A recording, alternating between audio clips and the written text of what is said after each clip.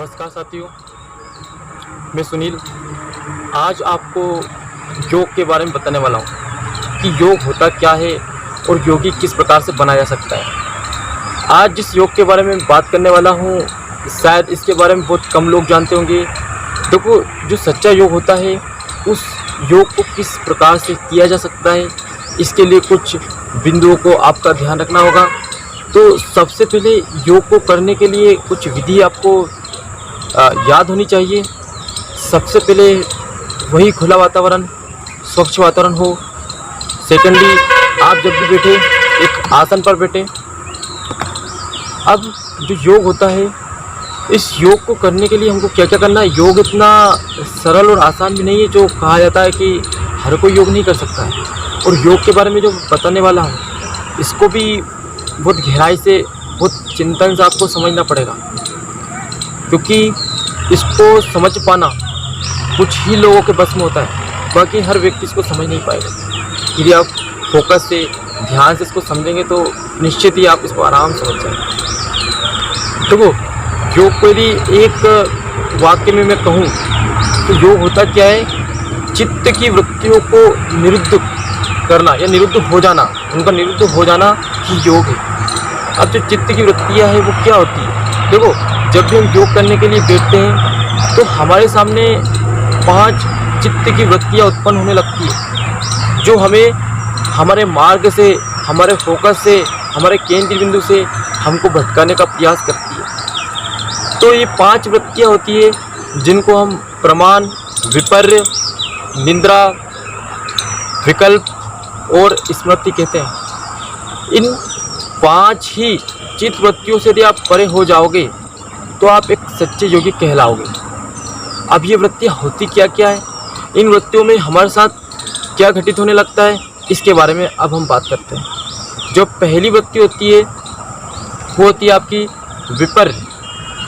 विपर्य क्या होता है? विपर्य का मतलब एक मिथ्यावादी ज्ञान आपके सामने प्रकट होने लगता है। यानी जैसे आपने योग करने के लिए आंखों को बंद किया, बंद करने के बाद आपको एक मिथ्या ज्ञान यानी कि एक अलग ही प्रकाश आपकी आंखों के सामने आने लगेगा। जिस चीज़ के लिए आप फोकस करने जा रहे हो, जिस योग को आप करने जा रहे हो, उससे यहाँ भटकाने का प्रयास आपको करेगा। एक हो सकता है वाइट कलर का प्रकाश, नारंगी कलर का प्रकाश, किसी भी कलर का प्रकाश आपकी आंखों के सामने प्रकट होगा। ये मिथ्या ज्ञान होता है जो पदार्थ से परे है, कि हर चीज़ पदार्थ की बनी हुई है। यहाँ तक कि पूरी सृष्टि में जो भी चीज़ें यहाँ पे आ रही है आसपास की, वो हर चीज़ पदार्थ की बनी हुई है। लेकिन जो मिथ्या ज्ञान होता है, ये विपर्य जो होता है, ये विपर्य किसी भी चीज़ का नहीं बना होता, ये परे होता है इस वस्तु से, इसका कोई अस्तित्व नहीं है। लेकिन ये आपका योग जो कर रहे हैं आप, उस योगी बनने से आपको विचलित करने का प्रयास करता है। सेकंड होता है प्रमाण। जो प्रमाण होता है, ये प्रमाण प्रत्यक्ष, अनुगमन और आगम की वृत्ति उत्पन्न करने लगता है। यानी कि आपके साथ जो घटित हो रहा है प्रेजेंट टाइम में, वो वृत्तियाँ आपके मस्तिष्क में चलने लगती है, आपके चित्त में उत्पन्न होने लगती है। अनुगमन जो जा रहा है धीरे धीरे, और आगम जो आने वाला है, आ रहा है, उस चीज़ के बारे में आपको फोकस जाने लग जाएगा। इसलिए तो आप योग नहीं कर पाते हो, जिसको हम योग को ध्यान से कनेक्ट करके मैं बता सकता हूँ आप कि जब ध्यान करने बैठते तो भी यही समस्या आती है। तो हम योग कर रहे हैं, योग का मतलब हर चीज़ से आपको अलग होना पड़ेगा। तो तीसरा जो होता है विकल्प, जो तीसरी वृत्ति आपके चित्त में उत्पन्न होने लगती है, विकल्प।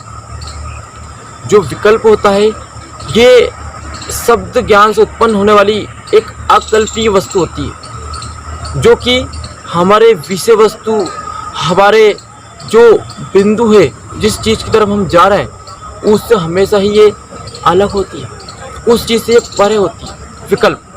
ठीक है, यानी कि आप जिस चीज़ के बारे में सोच रहे हैं उससे शब्दों का एक ज्ञान उत्पन्न होने लग जाएगा। मान लो आपके मन मस्तिष्क में शब्द चल रहे हैं कि मैं बाजार जा रहा हूँ, तो आपके दिमाग में बाजार तो जा रहा हूँ, लेकिन उसके साथ साथ इतनी सारी वृत्तियाँ उत्पन्न होने लगी कि इतनी सारी चीज़ें अलग से ऑटोमेटिक आने लग जाएगी। आपके दिमाग में क्या आएगा, आप बाजार जा रहे हो, कभी कभी उसी चीज़ में क्या क्या कनेक्ट हो जाएगा, क्या आप बस से जा रहे हो, बाइक से आप जा रहे हो, झोला लेके जा रहे हो, या पैदल जा रहे हो, आप किस काम के लिए जा रहे हो, आप इतनी सारी वृत्तियाँ ऑटोमेटिकली जुड़ने लग जाएगी। तो इस चीज़ को आपको समझना होगा, इस वृत्ति से आपको परे रहना होगा। अगली होती है आपकी निंद्रा। ये भी योग करने से पहले उत्पन्न होने वाली एक वृत्ति है जो आपको योग करने से रोकती है। इसको हमको निरुद्ध करना, निरुद्ध मतलब इन चीज़ों को रोकना है, इनको रोकना ही तो योग है। जो निंद्रा होती है ये स्वप्न और जागृत ज्ञान से परे होती है। यानी कि जागृत में हम जो ज्ञान प्राप्त करते हैं, स्वप्न में जो एक अलग ही विचित्र प्रकार का परिवेश उत्पन्न होने लगता है, उससे हम परे, जो उससे परे है, इन दोनों से परे, वो होता है आपका निंद्रा।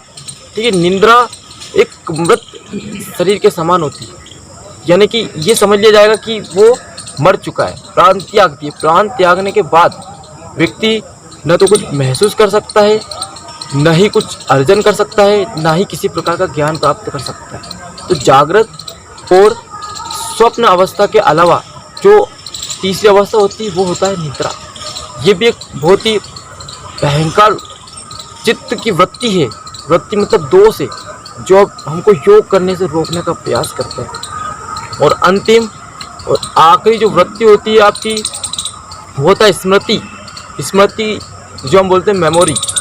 मेमोरी भी आपको योग करने से रोकती है, क्योंकि आपकी मेमोरी में जितने ज़्यादा डाटा होगा उतना ही वो हैंग हो जाएगा। जैसे फॉर एग्जांपल मोबाइल का ले लें, जितना डाटा इसमें रहेगा उतना ही मोबाइल आपका हैंग करने लग जाएगा।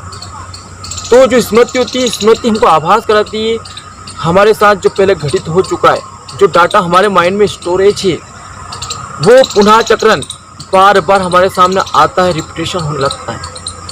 ये हमें योग करने से रोकने वाली 5 वृत्ति है। तो साथियों, जो मैंने 5 वृत्तियाँ बताई है, यदि आपको योग करना है, ये एक अच्छा योगी बनना है, अपने मन को शांत करना है, तो इन 5 वृत्तियों को निरुद्ध करना होगा, रोकना होगा। अब ये कैसे रोक सकते हैं हम? इन 5 वृत्तियों को रोकने के केवल 2 ही उपाय हैं। बिल्कुल सिंपल और आसान है, लेकिन थोड़ा सा आपको इसमें मेहनत के साथ साथ फोकस करने की आवश्यकता है। पहला एक अभ्यास और वैराग्य। अभ्यास और वैराग्य के माध्यम से इन 5 वृत्तियों को जो उत्पन्न हो रही है हमारे योग करने के बीच में, इनको रोका जा सकता है। पहला अभ्यास। अभ्यास क्या होता है? अभ्यास इन उत्पन्न 5 वृत्तियों को बार बार उत्पन्न हो रही इन वृत्तियों को प्रशांत यानी शांत करने की अवस्था की तरफ ले जाने वाला एक प्रयास होता है, उसको हम अभ्यास कहते हैं। और वैराग्य क्या होता है? जो अभ्यास हम कर रहे हैं निरंतर लगातार इतना ज़्यादा अभ्यास हम कर ले कि उस चीज़ में हम सफलता प्राप्त कर लें, जिस चीज़ की तरफ हम जाना चाहते हैं, वो वैराग्य होता है। यानी कि अभ्यास और वैराग्य के माध्यम से ही आप इन चित्त वृत्तियों को कंट्रोल कर सकते हैं। इसके अलावा संसार में ऐसा कोई ज्ञान नहीं है, ऐसी कोई विषय वस्तु नहीं है जो इन वृत्तियों को रोक सकती है। ये आपके पास ही है, इसको अलग से लाने की आवश्यकता नहीं है। तो यदि आपको योगी और योग की पराकाष्ठा को समझना है, गहन अध्ययन करना है, तो इन बिंदुओं को थोड़ा सा आपको चिंतन मनन करना होगा। उसके उपरांत ही आप एक सच्चा योगी बन सकते हो और संसार का भला कर सकते हो, साथ में अपनी आत्मा को शुद्ध कर सकते हो। तो नमस्कार।